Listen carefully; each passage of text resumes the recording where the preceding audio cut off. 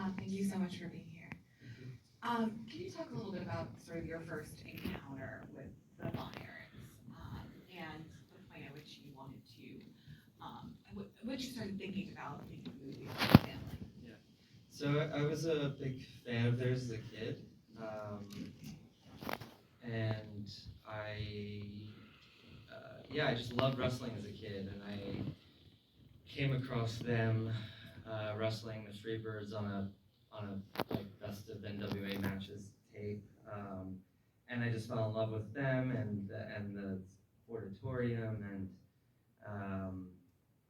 they captured my imagination. Then I got to see Kerry live a few times when he was in the WWF, and then I think the thing that really connected me to them was I remember the day that I found out he died, and I read about it in a magazine, and it really haunted me, and so they stayed with me. And then as I was exploring just ideas as a filmmaker, I started this idea in 2015. It just kind of came to me again. I don't really know why, but it was, all the things that I'm interested in. I wanted to make a sports movie, and I'm interested in complicated families, and so it was, all these things that I'm interested in were there. I was wondering if you could talk a little bit about sort of, obviously we're working on the screenplay for a long time, and how you sort of thought about, centering it around Kevin, and how you saw him as the driving force of the narrative. Yeah, so I when I first got into it, I did research, and the story is just so huge. Like we laid out this timeline of, first of all, it's really hard in wrestling to get to facts, right? It's like there's a lot of gossip, there's a lot of myth, and so to find just a factual timeline of the family life was a challenge. But we got there, and you look at it, and it's just this epic Greek tragedy, and it couldn't fit, it couldn't fit. If you had 10 hours, it couldn't all fit. So, there was just that process of like chipping away and finding the core of the story, and Kevin just emerged as the core of the story because he's the survivor. He's also just so bright, and he's just got this incredible energy. He's like this wise man who's unafraid to talk about his darkest days and his great memories, and I wanted the movie to feel like Kevin in a way, like unafraid to look at the tough things, but also celebratory of the time, and with heart and hope for reinvention and self-discovery, and that's really what he's done. And so through everything, he just emerged as the clear core of the story. Yeah. I was wondering how you saw him in parallel with Fritz. Obviously, you begin the movie with Fritz in black and white, and how you sort of saw this sort of transition between them. Yeah. Well, it's interesting because Kevin is a very he's a very quiet character, and he's not extremely active. In a lot of ways, his truest self is just being with his family, and he says it, but then he really ends up living it, right? Where it's like he's this extremely talented athlete, but he doesn't necessarily have the given athletic drive that maybe Kerry and David has. So his pure state is actually, it is performing, but it's like doing it without the same thing. And so he on his own doesn't propel the story forward.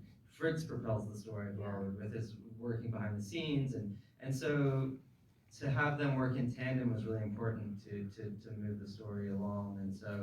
And it felt like also in sort of thinking about it as a Greek tragedy, I wanted it to have this mythical quality, and having this prologue that really states the family creed, and really gives you also seeing Fritz and Doris young, and and with their life ahead of them felt important too, to set up, and to see Kevin and David as little kids felt important. So it just felt like the right mix of all those things. Yeah.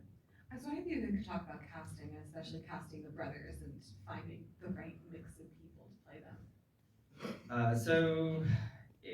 Zach I've wanted to work with forever. I've been a fan of his for a long time, and always loved his comedy and his musicals, and just like loved him as an entertainer, and always wondered how he'd feel in one of my worlds. And so he was I wanted to meet with him for this. Like, the physicality of it was clear. His, athleticism was clear. And the thing I was really looking for from Kevin was this innate sweetness and kindness. Because I don't think if that's not in you as an actor, I don't think you can fake that. And so I met him, and he just has it. He's such a kind, warm person. And so that was the key for me, was that. And then, around him, just building the right chemistry. Some of that's just like feeling it out instinctually. I've known Jeremy for a long time, and sort of felt that he was right and he would work well with Zach. And then Harris, I've been a fan of, and then I met him, and so just and then we found Stanley through casting, and just was clear he was just this like perfect little brother, just like had that energy. And so we've just built it piece by piece, and then and you hope, and you like as a director, like I follow an instinct. I'm like, okay, I feel like these guys are gonna get along, but you never know, and I have been wrong before. You show up and like you need to go with people who have chemistry, and they just like don't like each other, and there's nothing you can do about that. You have to fake it. So, but luckily these guys just go on so well, and it helped that they're thrown into the ring with each other. They're getting in there, and they're like putting their faces together, and they're sweating, and it's very, very intimate very quickly, and that definitely helped. How did you think about, sort of scheduling your shoot, especially knowing that they, had this training portion where they were learning to wrestle, but also, you have this arc of the film that goes to this really dramatic place. So I was wondering how you sort of thought and worked around that.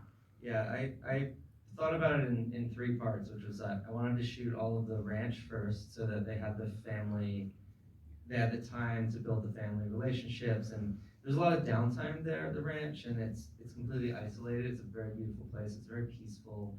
So you'd have like afternoons where they could sit on the porch and hang out when we were shooting something else. It just had a really nice vibe about it, and I think that really did the legwork too. And then I wanted to shoot the wrestling. We also had to space the wrestling out because they couldn't wrestle consecutive days. Right. Because they were wrestling full matches, doing their own stunts. I mean, it was really intense. So we had to, balance their workload. And then the other thing was I felt really strong was shooting the final scene on the final day. I fought to get that, so that Zach could really save it all up and break in that final scene. Can you talk a little bit about filming the wrestling? Because you're shooting on film, correct? Yeah. And how you thought about filming it, and also sort of the challenges of shooting wrestling on film. Yeah. So I thought about the wrestling the same way that I thought about any scene, which was that I have a plan. It's, a lot of thought goes into the script. Every single detail is planned out. But then when I do a scene, I also like to block it and let the actors work and feel try and find the emotion. So I might sort of prepare and throw everything out on the day. And so we kind of did wrestling the same way. We said, like, what's the emotion of this scene, and where should we put the camera to capture that emotion? So sometimes that was being as close to Zach as possible for as long as possible, just handheld, so that we can really be close to him. And then other times, like the Harley race match, we wanted it to feel more like a televised event. So we went with 3 cameras, and it was more about the spectacle of it, and then we switched to the more subjective moments. But yeah, we didn't think about it in terms of stunts or we had to for certain things, but overall we just really thought about like the emotion of the scene and how we shoot it to capture that. Yeah, I was wondering if you could talk a little bit about sort of the figuring out how to transition from this the joy of the family story and this brotherly connection to the tragedy that's actually occurring, and how you thought about pacing that as you were writing the screenplay. Yeah, it was a tricky, it's like a tricky tightrope, right, between both things, but the story naturally is both things, so it's just always there, and it was just always inherent in it. The thing became like, in the script, it's I think I spent a lot of time getting it right in the script, so that when you read the script you could imagine it. But when you shoot scenes, they carry different weight than you thought. So things that you thought would have a lot of weight don't necessarily have that weight. things you thought were throwaway have a lot of Yeah. weight. And so when you get into the edit, that balance isn't there. And then the edit was very much finding that balance again of like how to sometimes do things suddenly, but even then you need to like ease in some way, you know, and just like always trying to work that.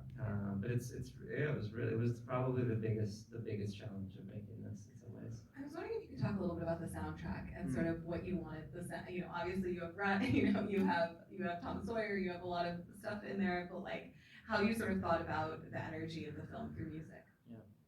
So Tom Sawyer was Carrie's entrance music, and so that was always from day one. Like if I could only have one song, that was going to be it. You know, like that would be the whole music budget if it had to be it. And so that, you know, Tom Sawyer as your bass, like, you know, puts you in a certain place. And I wanted it to be for the montage, like that was very early. And then from there, certain songs like "Don't Fear the Reaper" and, you know, Tom Petty, like those just felt like the right vibe. And then the original song was really big. Like when Richard the composer, who also co-wrote the song, the original song was in the script, not as a song, but just that there would be one. Yeah. And he read the script and he was like, oh, I think I have something that fits the sort of Springsteen, Tom Petty vibe. So he sent me a demo and I just listened to it once. I was like, yes, this is it. Like, we don't even have to talk about it. He's like, I can change some of the lyrics. I'm like, no, you just do this. Yeah. And so Stanley learned to play it. And then that song became, in some ways, the starting point for the score, because there's parts of the score that are like that style of rock and roll broken down. There's actually a part of the score that is that song broken down. And then there's also the other side of it, which is we wanted to have a part of the score that embraces the the classical Greek tragedy. Yeah. And there's no like set music for that, but it also connects to sort of big drum wrestling entrance music. Yeah. And so we wanted it to be big and blend all those things, and to make the soundscape that we end up with.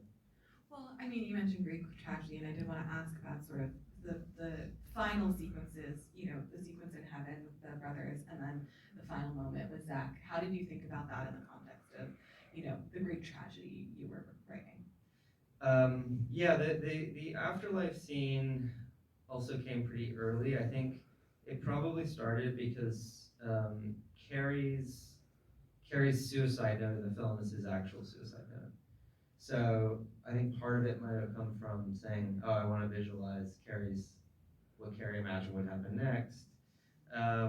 But also there's, you know, a mythical quality to wrestling, and there's like the mythical quality of Greek tragedy, and it felt like that mixture of grounded family drama and heightened like spiritual family wrestling world. Like it just made sense to me. Yeah. And it felt like I also just wanted to see the brothers in a pure form. Like I wanted to see them together, sort of in their best imagined selves, and, you know, physical with each other in ways they can't be in life. Like just tender and sweet and quiet and relaxed. And you filmed that last scene with Zach on the final day, close to the end of shooting? Yeah, so the final scene with Zach was, the very, very last day. It was like the second to last scene we shot. And it was the first time, like there was a lot of emotional moments throughout the filming, and he got close to breaking a lot of times, and I just kept asking him to keep it in.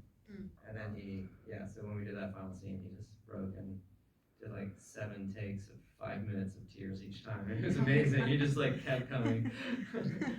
Well, thank you so much for being here, Sean, and thank you all for being here as well. Thanks a lot.